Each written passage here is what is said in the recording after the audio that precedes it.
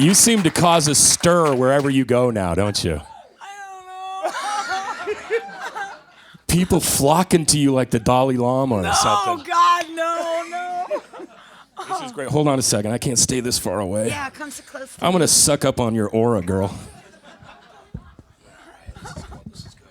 Is it right here? Is this It's gonna work? much better. I don't get to do this with anybody else, but this is kind of fun.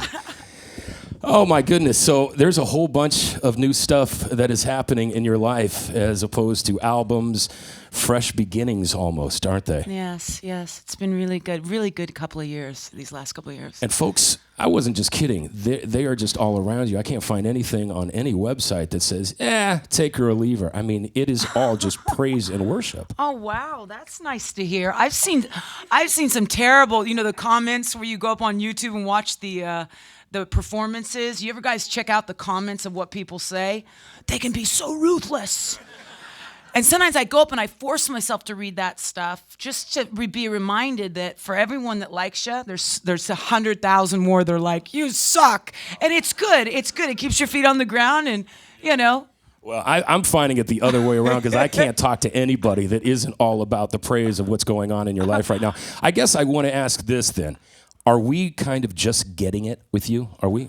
20 years under the radar, girl. I mean, and I know not under the radar, number one in New Zealand with your Out of This Town. And you kept going for many years, but we lost you for a while there. Yeah. And I'm just wondering if we are really just getting it now.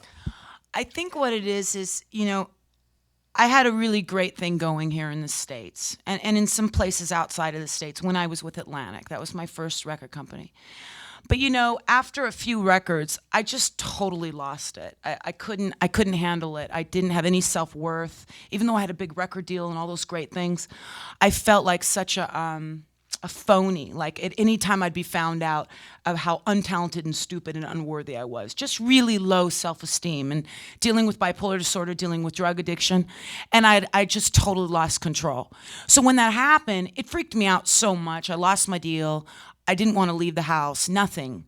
And my beautiful husband now of over 12 years, Scott, he's here today. He came into my life, there he is. And he loved me so much that he loved me to the point where I started realizing, this is a great guy. If he really likes me, there's got to be something good in me. So I started to fight back. And when I started to fight back, instead of playing in the States, I took off and I went to Europe. I first went to New Zealand. And then I started going to Europe, and that's basically where I've been for 10 years. And it's not that I've been ignoring it here or that I haven't gotten another chance here. It's that I was just terrified that I would do it all over again. So, and I think that's kind of natural, a natural place to be. So after a lot of therapy, and I mean I do a lot of therapy, a couple of years ago, my head popped out of my butt, and I realized that we're just human, and it's okay to try again. And yeah, so... See, I'm glad to hear that story. I thought we were being punished because there wasn't enough of us showing up to your shows. No, God, no. I love the United States. I just felt ashamed, and I don't now. I have compassion and forgiveness, so. Don't we love seeing her?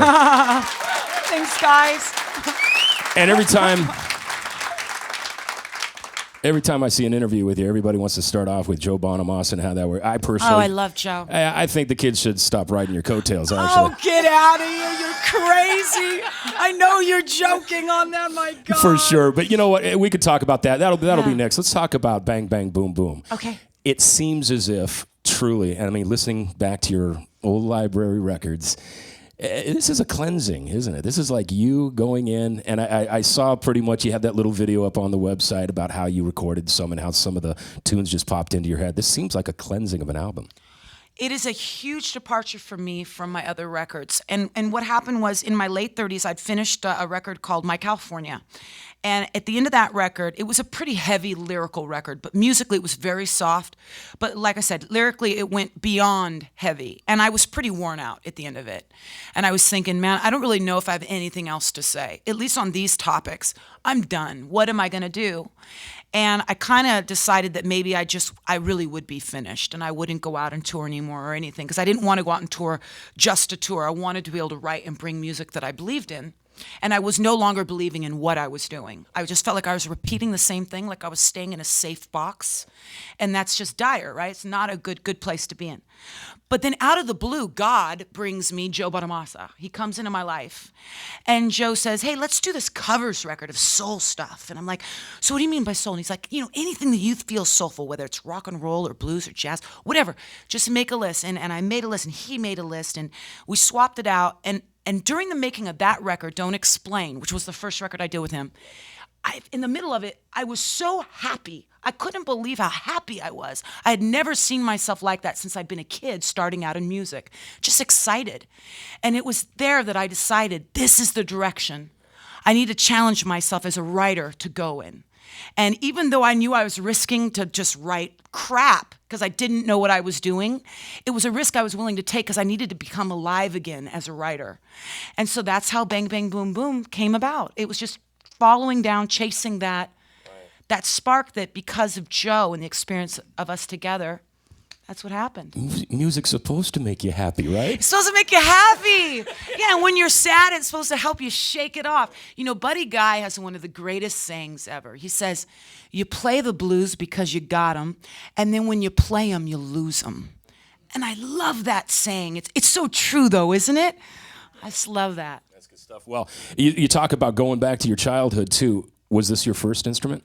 Yes, it was. And we can go back to maybe, do you still in your head hear Mrs. Davis, the beautiful witch, telling you to do your... Mrs. Davis. I love my Mrs. Davis. She was so beautiful. Yes, she's still there. Boy, she was pissed at me, though. She kicked me to the curb. Oh, yeah.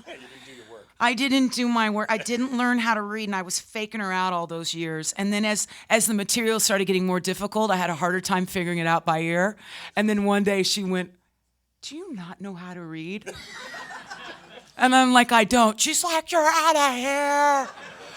But she was a great lady. She was a great lady. Well, once again, it's just fantastic to have you here. I know you're doing a little thing, and then you and Joe, like at the end of the month, are going back to Europe. And yeah, we're going to do our first tour together. Mm-hmm. Yeah. And it's kind of weird to hear you talk about yourself during those 10 years and those times you just didn't feel, because I have not seen a performance that you didn't exude everything from sex to rock and roll to a confidence on stage. Like please. So you're telling me in those performances, you confidence, it just... You drip it, girl. I think it's alter ego, though. You put on the person, when you go out on stage, you have someone that you wish that you were more like, that you build up in your head, and then you get to be that on there. Yeah. Well, I hate to do this because every once in a while you talk about them. So is that why you went and bought your friends there? Wait, my boobs? Unbelievable. Only an American would ask me that question. Hey, you know what? You talk about it every time I see them. Well, hey, I wasn't just flat-chested. I was inverted. So I needed serious help. And I happened to marry a tit man. He loves beautiful big boobs. I think we met at a strip club or something. So, yeah, I had to, take care of my man and my own little... The musical world is a better place with you in it, girl. Guys, it's Beth Hart. Thanks, man. It was so much fun.